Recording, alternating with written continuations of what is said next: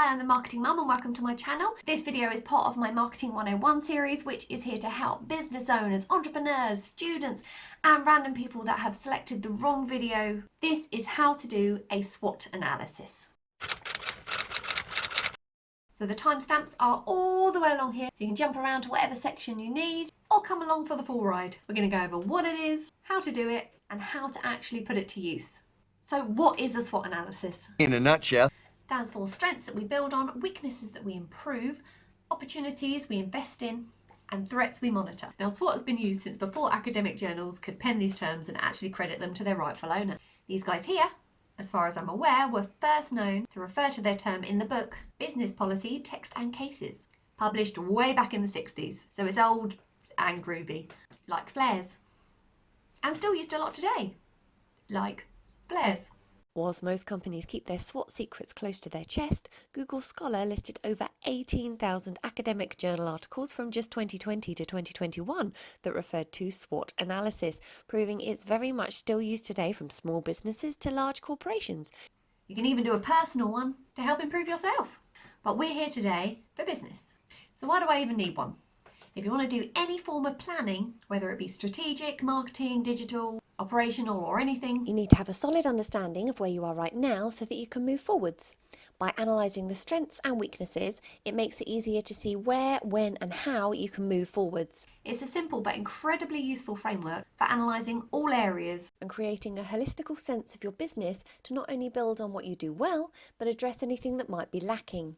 It helps you minimise risks and take the best possible advantage for success in your business. You'll be able to see where might be a good opportunity for growth, your target audience, and define marketing objectives as part of your big marketing planning process. Fine, but how am I supposed to do this thing then? First up, notice which are the internal and which are the external factors of your business. Strengths and weaknesses come at the top as they both take the internal factors into consideration, which you can directly impact and influence with action.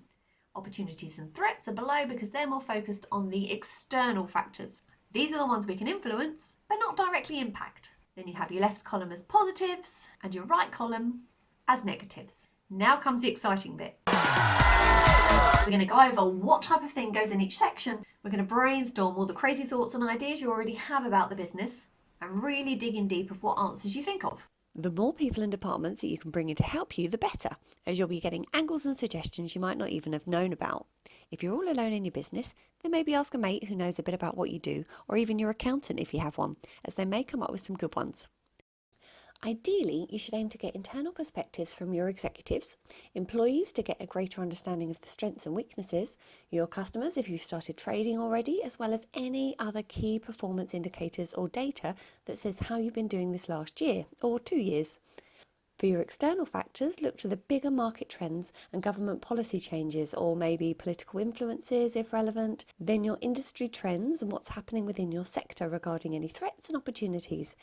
Then looking closer to home, we need to bring in your market data, whether that be geographical or target market, for example, what's happening there within these groups, and your competitors.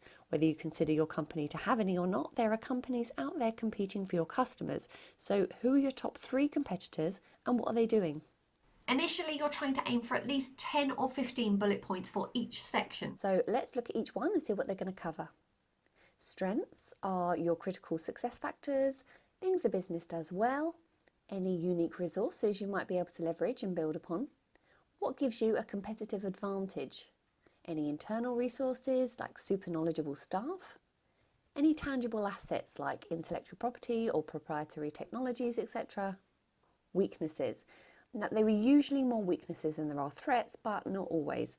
Make sure you don't confuse weaknesses with opportunities, as this can make everything fall apart. For example, if the idea to improve communications comes out of your analysis, which sounds like an opportunity, but it's not. Opportunities are external factors that we cannot directly control. Even though it's not phrased like a weakness, you'd need to put weak communications in such and such area, as weaknesses can also be seen as areas for improvements.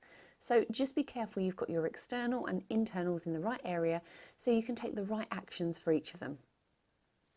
So your weaknesses are what puts you at a disadvantage to your competitors, things your company lacks, any resource limitations, is your unique selling proposition weak, opportunities.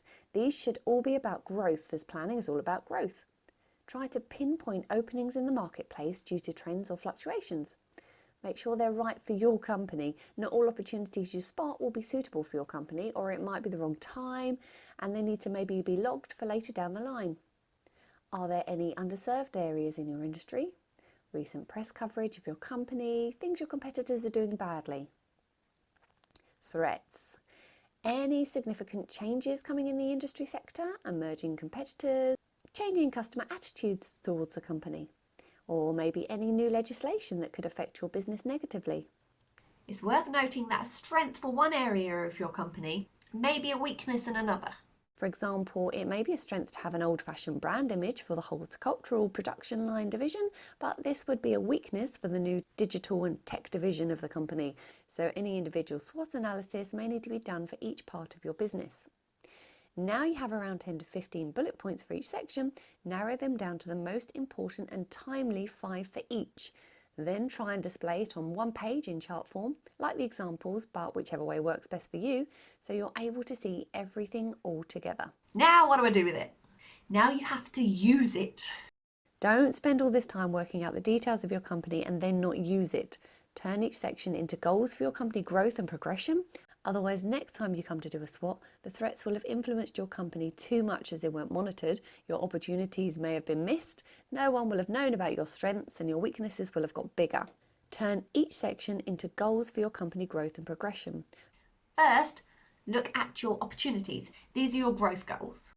Threats. These can't usually be turned into goals but need to be watched and monitored. Your weaknesses can be turned into your operational and people goals and initiatives, and those strengths, they're a source of your competitive advantage and can determine your unique selling proposition. And also check you're serving the right target audience. For example, is your strength your ability to deliver worldwide, but your marketing is local? Great planning starts with an understanding of where you are today so you can move forwards. If you're not moving forwards, you'll get trampled on by the competition. So good luck with your SWOT analysis. Let me know in the comments how you get on, and I'll see you in the next video.